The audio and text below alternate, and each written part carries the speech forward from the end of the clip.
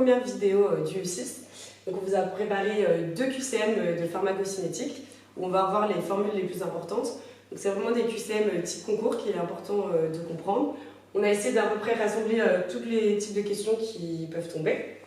Donc premier QCM, on a un principe actif qui est administré à la dose de 100 mg. Donc on nous donne comme valeur que le volume de distribution vaut 25 litres, que la concentration minimale efficace est de 2 mg par litre. On a une demi-vie de 8 heures et il est métabolisé à 75%. Donc premier item, la concentration initiale C0 est égale à 4 mg par litre. Alors comment on fait pour résoudre ce QCM? Donc on a une formule qui est très simple. On sait que C0 c'est égal à la dose sur le volume de distribution. Donc là on a tout qui nous est donné dans l'énoncé. Donc on met bien 100 divisé par 25 et on dit bien que c'est bien égal à 4 mg par litre. Alors la seule chose sur laquelle il faut attention, c'est qu'on regarde bien qu'il y a des milligrammes par litre pour les pièges unités. Et sinon on peut donc conclure que le premier item est donc vrai. Alors, donc maintenant on va vous demander de calculer la constante de vitesse d'élimination K. Donc la formule qu'il faut retenir, c'est que K est égal à ln de 2 divisé par le temps de demi-vie. Donc le temps de demi-vie vous est donné dans l'énoncé, donc on fait ln de 2 divisé par 8 et on trouve bien que c'est égal à 0,0866 heure moins 1. Donc là, le seul piège, c'est l'unité, vraiment, il ne faut pas l'oublier. Parfois, vous verrez un cas sans unité, il faut bien faire attention, parce que ce n'est pas une faute de frappe, c'est vraiment un piège unité. Donc ici, on conclut que l'item est vrai. Alors, ensuite, on nous demande la constante de vitesse d'élimination par expression, donc K12. Donc pour ça, on va avoir besoin déjà du cas qu'on a calculé dans la question d'avant. Donc en UE6, souvent, faire attention, parce qu'en pharmacocinétique, les items se suivent. Donc on a trouvé notre cas. Ensuite, on sait qu'on a notre principe actif, il est métabolisé à 75%. Donc, s'il est métabolisé à 75%, on sait donc qu'il est excrété à 25% par excrétion urinaire. Donc, pour ça, il y a plusieurs façons de pouvoir résoudre cette question. Donc, soit on peut tout simplement faire K est égal à K12 est égal à 0,0866 fois 0,25. Donc, ça, c'est la façon la plus simple de le faire. Ou alors, pour ceux qui préfèrent, on peut faire un produit en croix. C'est comme vous préférez. Et donc là, on va voir que c'est faux, parce que K12 est égal à 0. Hop, je vais mettre là 0,021 heure moins 1. Et donc, la proposition qu'on nous proposait ici, c'est la valeur de K13. Donc attention à bien faire attention si on vous demande le K12 ou le K13, parce que c'est des pièges assez fréquents. Et ici, les valeurs qu'on attendait pour K12, c'est donc bien 0,021, 1 moins 1. Donc, la question 3 est fausse. Merci. Alors maintenant, on vous demande de calculer une dose de maintenance. Alors, la formule pour la dose de maintenance, donc je vous l'ai écrit ici, c'est égal à dm, c'est égal à la dose d'attaque, moins... En fait, la dose initiale, mais la dose initiale, c'est égal à Cmin, qu'on vous donne dans l'énoncé, fois le volume de distribution. Donc il faut bien faire attention à ne pas confondre la dose et la concentration. Donc c'est dose d'attaque moins Cmin fois Vd. La dose d'attaque étant égale à 100, moins Cmin qui est égal à 2 fois 25. Et on trouve donc du coup que c'est égal à 50 mg. Cet item est donc du coup faux. Et ici, le piège était donc du coup qu'on avait oublié de multiplier le Cmin fois le Vd, on avait juste gardé le Cmin. Et enfin, dernier item, on nous demande donc la durée d'action. Ça, c'est un item important parce qu'il tombe assez souvent. Donc il y a une formule qu'il faut retenir, qui est donc que la durée d'action, c'est égal à ln de C0 moins ln de Cmin, le tout divisé par K. Donc là, vous voyez bien que pour pouvoir répondre à cette question, il faut donc ne pas s'être trompé sur le C0 et sur le K. Il faut bien faire attention à ces calculs au niveau 6. Donc là, on connaît toutes les valeurs. Donc on fait ln de C0, donc ln de 4, moins ln de C' nous a donné dans l'énoncé qui vaut 2, divisé par K qui vaut 0,0866, et c'est donc égal à 8 heures. Et c'était ce qu'on nous proposait, d'item 5, et donc vrai aussi. Ok, donc là on reprend exactement le même énoncé que l'énoncé précédemment, sauf que cette fois-ci on va avoir un patient qui est en insuffisant rénal. Donc pour les insuffisants rénals, ce qu'il faut savoir, c'est que le rein fonctionne ici à un tiers de la normale. Donc ça vous verrez en fonction de l'énoncé, c'est pas tout le temps un tiers, c'est en fonction de l'énoncé. On rajoute une information comme quoi la masse molaire du principe actif est égale à 250 g par mol et que la masse molaire des métabolites sera égale à 500 g par mol. Donc ça, ce sera pour les questions d'après. Le premier item, on vous demande de calculer la nouvelle constante d'élimination par excrétion.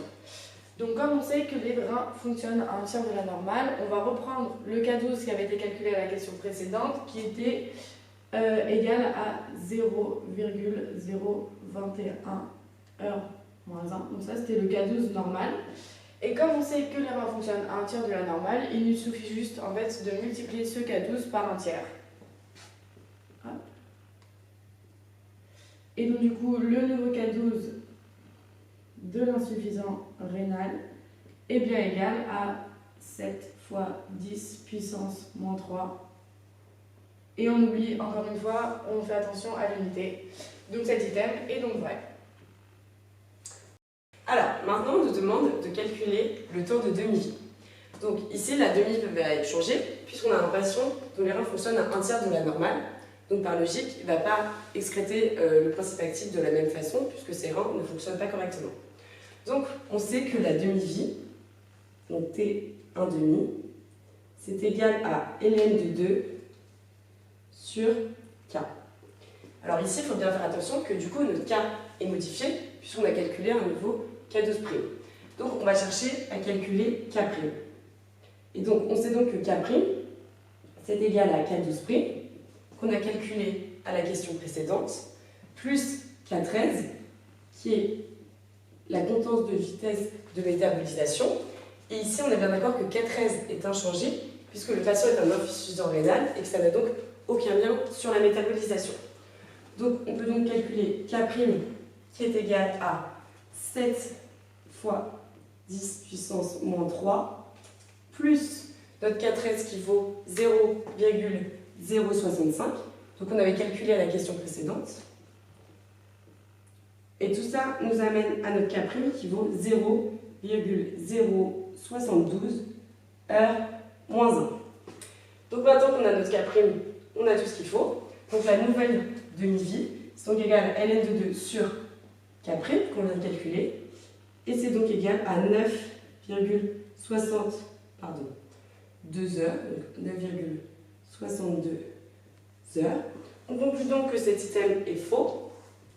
Et le piège ici, c'était que pour les gens qui ne recalculaient pas le nouveau K', allaient trouver une demi-vie de 8 heures, alors que c'est donc logique, puisque le patient extrait bien le principe actif, que la demi-vie soit augmentée. Alors maintenant, on va vous demander de calculer une quantité de principe actif qui est métabolisée. Donc ici, il ne faut pas tomber dans le piège, puisque même si ce sont les reins qui ne fonctionnent pas bien et que la métabolisation n'est pas censée être changée, comme on a calculé un nouveau K', forcément le ratio ne sera pas le même. Donc on reprend la formule qui dit que la quantité de principe actif métabolisé, c'est égal à K13 divisé par notre nouveau K. Donc du coup K13 c'était égal à 0,065 heure moins 1 divisé par notre nouveau K' qui est égal à 0,072 heure moins 1. Et donc du coup, on trouve que la quantité de principe actif qui va être et on multiplie aussi par la dose. On trouve donc du coup que notre quantité de principe actif qui sera métabolisée sera bien égale à 90 mg. Et donc du coup, cet item est vrai. Alors, pour l'item 9, on nous demande la quantité de métabolites formés, qui est donc différente de la quantité de principe actif métabolisé. Alors pour ça, il y a une formule qui revient assez souvent. C'est donc que la quantité de métabolites formés, c'est égal à la quantité de PA métabolisée, donc on a trouvé ici qui vaut 90 mg, fois la masse molaire des métabolites formés, donc de métabolites,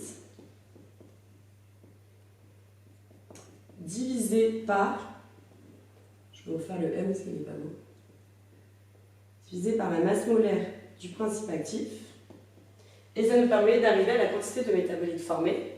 Donc ici on est bien d'accord que c'est donc égal à 90 fois la masse molaire du métabolite, on nous donne nos énoncés, c'est 500, divisé par la masse molaire du PA qui vaut 250, et ce qui nous amène donc à 180 mg, et c'est donc la réponse qu'on vous proposait, et l'item 9 est donc vrai.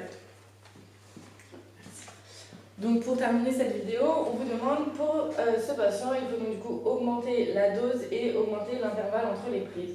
Donc il faut bien comprendre que comme c'est un patient qui est en insuffisance rénale, il va moins bien éliminer le principe actif, c'est-à-dire qu'il y aura beaucoup plus de principe actif dans son corps. Il faudra donc du coup essayer de diminuer les doses et aussi augmenter l'intervalle. Il faut vraiment faire très attention à ce piège et que si jamais on augmente la dose, on pourra avoir l'apparition d'effets indésirables. Donc vraiment retenez qu'il faut diminuer la dose mais bien augmenter l'intervalle entre les prises. Donc voilà, c'est terminé pour nous. On espère que cette vidéo vous a plu et qu'elle vous permettra de calculer tout ce genre d'exercice.